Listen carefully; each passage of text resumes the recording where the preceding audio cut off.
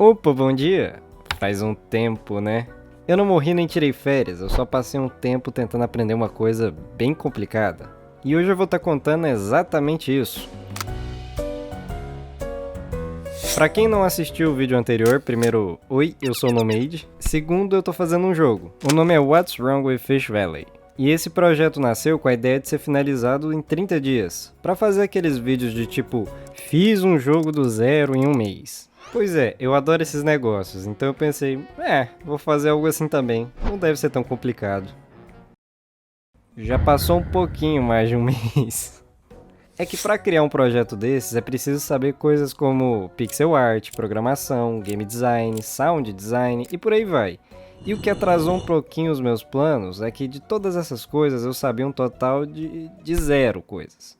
E bem, o jogo ainda não tá nem perto de estar pronto, mas eu queria dividir com vocês a história do que eu aprendi até agora, então a gente vai começar pelo início, pela pixel art. Para iniciar isso tudo, eu fiz um plano bem simples do que eu queria que o jogo se parecesse.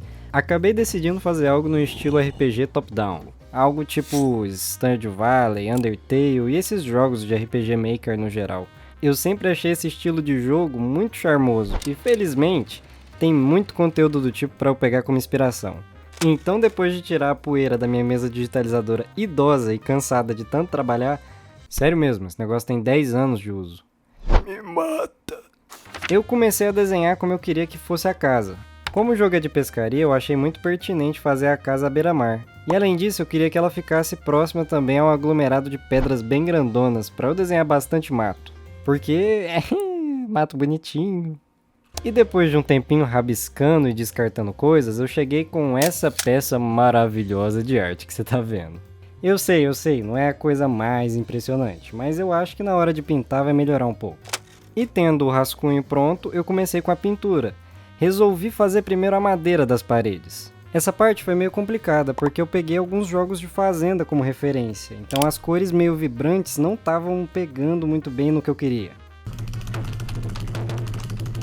Acabou levando umas horas de tentativa e erro, mas depois de um tempinho eu finalmente cheguei em algo que eu achei que encaixasse, algo meio desbotado e neutro. E o resultado dessa parte do processo foi esse aqui. Com esse tom da madeira decidido, eu passei para as telhas, eu queria fazer elas bem vermelhinhas, parecidas com as que a gente tem aqui no Brasil. E foi aí que eu tive que aprender uma questão muito importante sobre pixel art. No desenho normal, você faz curvas do jeito que você quiser. Mas na pixel art isso não funciona assim. Quanto menor a resolução do jogo, mais cada um dos pixels importam. Por isso, um pixel diferente muda completamente um objeto e a informação na verdade é muito limitada. Pois é, eu nunca dei valor aos meus pixels até perder eles. Entendendo isso, eu percebi que não foi uma das ideias mais inteligentes fazer as telhas de qualquer jeito. Tive que tirar um tempinho para arrumar essa bagunça. Por fim, as telhas ficaram mais ou menos assim. Eu fiquei até bem satisfeito, gostei do negócio vermelhinho. Com elas prontas e ajeitadinhas, eu passei para a base e para os outros componentes da casa. Essa parte era para ser mais rápida, mas eu achei que era uma ideia muito boa colocar um monte de componente na hora de planejar. Então demorou bem mais do que deveria.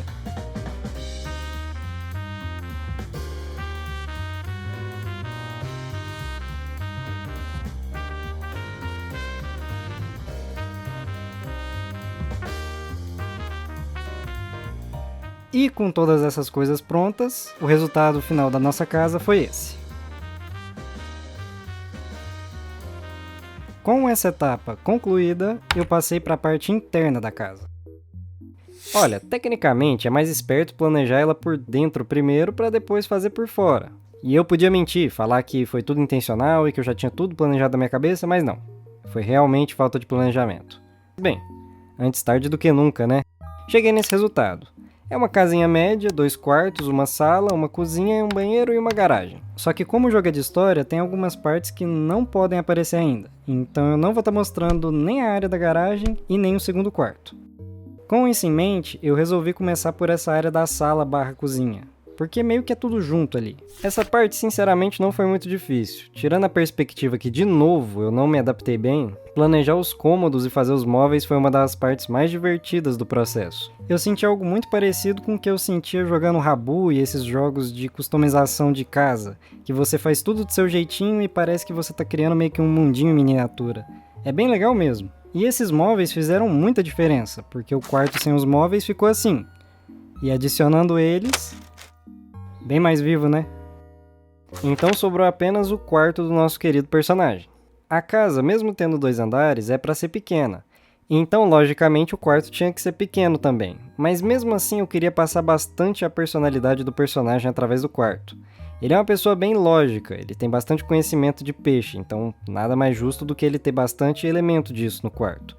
Ao mesmo tempo, eu queria destacar especificamente o quanto ele gosta de um bicho em específico, o Anomalocaris. É um bicho ancestral que já foi extinto, mas que ele, por algum motivo, gosta muito dele. Aliás, e falando no personagem, eu queria tirar um tempinho para agradecer as ótimas ideias que todo mundo me deu no último vídeo. Muito obrigado pela ajuda, eu planejo fazer um vídeo só sobre os personagens, onde eu vou revelar alguns que eu tenho produzido e o nome dessa pessoinha aqui também. Enfim, nosso quarto ficou assim. E assim a gente finalizava o quarto e os detalhes da casa. Já tinha tudo pronto e lindo, né?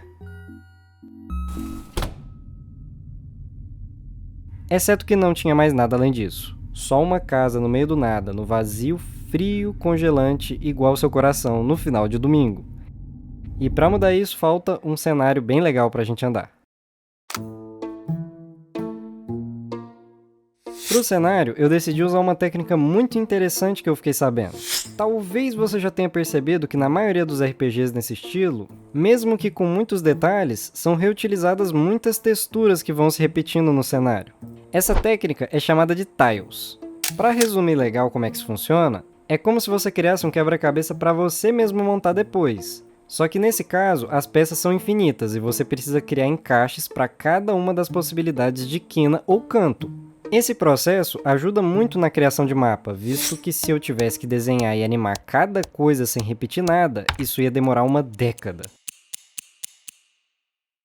Explicando assim pode parecer meio simples, mas tem um problema. Se você é bom em matemática, talvez já tenha percebido, mas assumindo que você tem um padrão com 8 vizinhos em volta, ter uma combinação única para cada um dos vizinhos te levaria a ter que fazer exatamente 2 elevado a 8 variações, ou 256 padrões diferentes. Além de que, indo por esse caminho, eu ia ter que ter todo esse trabalho para cada uma das texturas, pedra, terra, grama, todo o resto. Ou seja, o número duplica e de repente a ideia de desenhar o mapa inteiro na mão não parece tão ruim assim, né? E na verdade, inicialmente era o que eu tinha em mente, desenhar tudo à mão. Até eu me deparar com esse vídeo maravilhoso da Jess Codes, que iluminou meu cérebro brilhoso e lisinho sobre como fazer isso de uma maneira bem mais inteligente. Quem diria que é importante se aprofundar em qualquer assunto para evitar decisões precipitadas, né? Doideira. Eu não vou entrar em todos os detalhes do vídeo, mas em resumo ela mostra que existem algumas formas mais eficientes de se trabalhar com essa técnica, todos tendo sua vantagem e desvantagem. Como eu ainda não tenho tanta experiência com isso, eu decidi usar esse estilo aqui, porque ele é mais simples e mais fácil de implementar, pelo que eu entendi. O que são pontos muito importantes se você é terrível programando igual eu. Esse processo não teve muito segredo, além de algumas adaptaçõezinhas aqui e ali, fazer as texturas foi a parte mais direta do processo até agora. Então, depois de algum trabalho, eu cheguei nessa textura para grama, nessa para areia e nesses presets aqui, para isso tudo não ficar muito monótono. Eu sei que eles são bem simples e truncados, mas por hora eu acho que serve, qualquer coisa a gente muda no futuro. Por fim, faltava o mar. E eu não vou mentir, essa parte foi tenebrosa. Tudo até agora não era animado, mas o mar é a parte mais importante de um jogo de pesca, então eu precisava fazer ele muito caprichado. E pra te ser direto, essa parte demorou mais ou menos umas 2 semanas. Desde gastar mais de um dia estudando como é que funciona o movimento das ondas, até ficar 3 dias tentando reproduzir isso em pixel art, só pra descobrir que eu tinha feito no tamanho errado, essa parte foi definitivamente a menos simples até agora. Mas depois de tentar bastante, eu cheguei nesses resultados aqui. Com isso, a gente tinha praticamente todos os elementos prontos. Então, depois de montar isso tudo no Game Maker, As coisas estavam finalmente prontas. Agora a gente tinha uma casa mobiliada, um campo para o meu personagem andar e um mar inteiro para o meu personagem pescar. E no processo de fazer isso tudo, eu tinha entendido um monte de coisa sobre pixel art. Todo esse processo foi muito interessante, eu aprendi tanta coisa que eu não sabia. Tudo isso me deixa muito feliz, e eu fico ainda mais feliz de ver que tem tanta gente que gosta do que eu faço. Às vezes é muito difícil se manter motivado, principalmente quando passa aquela empolgação inicial de começar um projeto novo. Então quando eu falo que vocês me ajudam muito com apoio, eu não tô mentindo. Sério, muito obrigado mesmo. E se assistir isso aqui te deu vontade de fazer algo parecido, se eu tivesse que falar alguma coisa antes de você começar continua fazendo mesmo depois que aquela empolgação inicial passar. Sério, não existe esse negócio de não tá bom o suficiente. Essas coisas que você faz são partes de você escritas, desenhadas, marcadas no mundo. No final de tudo, quando você parar para olhar para elas lá na frente, vai ficar muito feliz que o você do passado deixou isso como uma lembrança para você na frente. Um presente, tipo uma foto da sua própria essência no mundo. Mas eu acho que eu já tô fugindo um pouco demais do tema. Muito obrigado para quem me assistiu até aqui, e eu espero te ver no próximo vídeo. Tchau, tchau!